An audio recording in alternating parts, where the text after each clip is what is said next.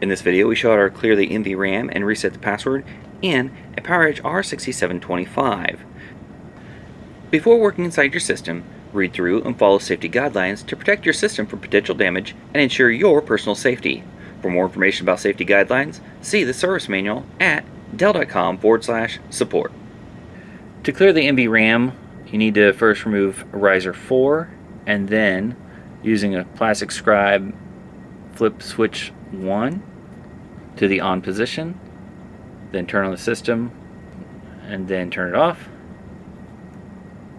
Back to the off position. To disable the password, you flip jumper 2 to the on position and boot up. Then to re-enable password, flip it back down to the off position and boot up. For more information or support about the PowerEdge R6725, visit dell.com/support.